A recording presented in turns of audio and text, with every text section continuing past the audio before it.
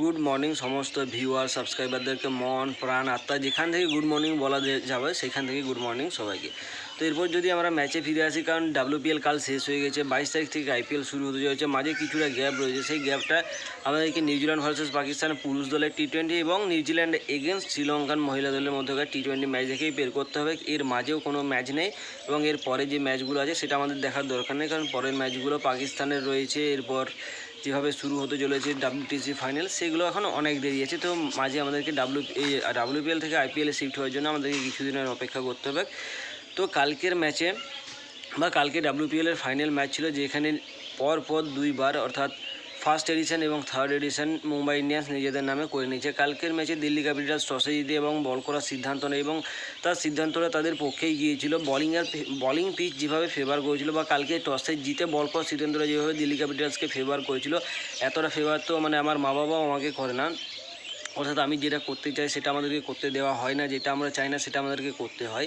এটা প্রত্যেক ঘরের একই সেমকে। তো সেরকম কেসটাই কিন্তু দিল্লি ক্যাপিটালসের সাথে হয়েছিল। দিল্লি ক্যাপিটালস চেয়েছিল কালকে ম্যাচ জিততে, কিন্তু শুধু টসে জিতে বল করারে তাদের ফেভারে ছিল, বাকিভাবে ব্যাট করাটা তাদের একদমই ফেভারে ছিল না। এরপর আমরা যদি আসি, কাল দিল্লি ক্যাপিটালস টসে জিতে এবং বল করার সিদ্ধান্ত নেয় এবং কালকে যেভাবে মুম্বাই ইন্ডিয়ান্সের তরফ থেকে ইয়াস্তিকা ফাটিয়ে হেলি ম্যাথিউস ব্যাট করতে নামে, প্রথমেই তো 1000 গাছ লাগাতে সাহায্য করে দেয় মুম্বাই ইন্ডিয়ান্সের দুই ব্যাটার, কারণ তারা 3 ওভারে 4 রান তোলে। যেখানে তো প্রথম ওভারে মারিজানা কেপ এবং ভাই কালকে কী বল করছে মারিজানা কেপ এবং শিখা পান্ডে, প্রথম 4 ওভার অসাধারণ বল।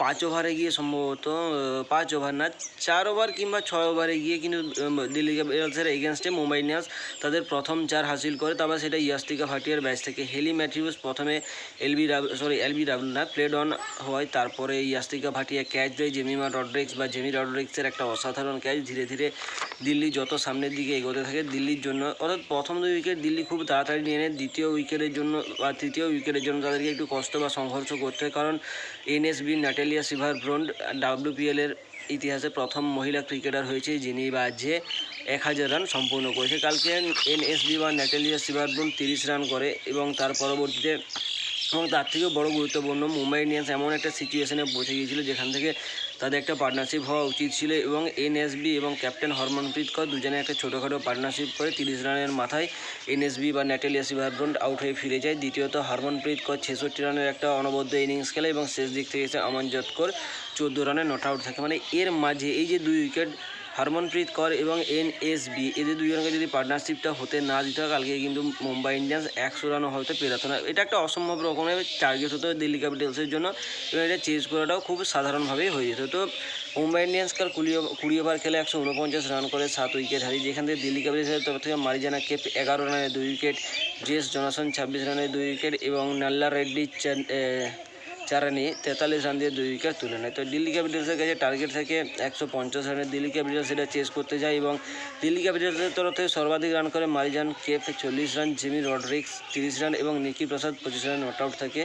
দিল্লি ক্যাপিটালস 141 রানেই করতে পারে 9 উইকেট হারিয়ে, অর্থাৎ 8 রানের ব্যবধানে মুম্বাই ইন্ডিয়ান্স তাদের সেকেন্ড বা দ্বিতীয় শিরোপা জিতে নেয়। মুম্বাই ইন্ডিয়ান্সের তরফ থেকে NSB 30 রানে 3 উইকেট তুলে নেয়, অ্যামিলিয়া কের 25 রানে 2 উইকেট এবং শাবনিম ইসমাইল 15 রানে 1 উইকেট তুলে নেয়। একটা কথা আমি আগে বলছি, হেলি ম্যাথিউস যেই দিন ব্যাট হাতে পারফরমেন্স দেয় সে কিন্তু সেদিন বল হাতেও ভালো রকমই পারফরমেন্স দেয়। কালকে না ব্যাট হাতে হেলি ম্যাথিউস না বল হাতে হেলি ম্যাথিউস চলেছিল। এরপর যদি আমরা WPL-এর শেষ দিকে আসি, প্লেয়ার অফ দ্য ম্যাচ হয় ক্যাপ্টেন হরমনপ্রীত কৌর এবং প্লেয়ার অফ দ্য টুর্নামেন্ট হয় NSB বা ন্যাটালিয়া সিভারব্রন্ড। তো কালকের ম্যাচে অনেকগুলো গাছ লাগাতে সাহায্য করছে দিল্লি ক্যাপিটালস এবং মুম্বাই ইন্ডিয়ান্স। মোটামুটি কালকে লাখ দেড়েক তো গাছ লেগেই যাবে, কারণ যতগুলো ডট বল হচ্ছে তাতে লাখ দেড়েক গাছ লাগা দরকার। এরপর যদি আমরা দেখি, দিল্লি ক্যাপিটালস টানা 3বার WPL-এর ইতিহাসে ফাইনালে পৌঁছেছে এবং টানা 3বার বা সবচেয়ে যদি ব্যাড লাক কারোর থাকে ফাইনালে গিয়ে হারার, তো সেটা হচ্ছে দিল্লি ক্যাপিটালস, কারণ এতটা খারাপ লাক কিন্তু নিউজিল্যান্ড টিমেরও নেই যারা বারবার ফাইনালে উঠে হেরে যায়। তো যাই হোক, দিল্লি ক্যাপিটালস পরের এডিশনে বা 4র্থতম WPL-এর টাইটেল সংগ্রহ করতে তারা অবশ্যই একটা ফাইট ব্যাক করবে এবং যেভাবে ফাইট ব্যাক করেছিল, তো অসাধারণ একটা ফাইট যেটা আমরা কালকে দেখতে পেয়েছি, সেটার জন্য অবশ্যই দুটো টিমকেই থ্যাংক ইউ বা হ্যাটস অফ বা কনগ্র্যাচুলেট আমরা করতে পারি, কারণ এর পাশাপাশি তাছাড়া আমাদের করার মতো কিছু নেই, কারণ আমাদেরকে অধীর আগ্রহ নিয়ে বসে থাকতে হবে। প্রথম ম্যাচ RCB বনাম কলকাতা, যেটা ইডেন গার্ডেনে হবে, তার পরের দিন তো Hyderabad against royal Challenger Bengaluru, Mumbai Indians against CSK। তো রবিবার অর্থাৎ শনিবারের IPL শুরু হচ্ছে। রবিবার রয়েছে ডবল ধামাকা বা ডবল হেডার।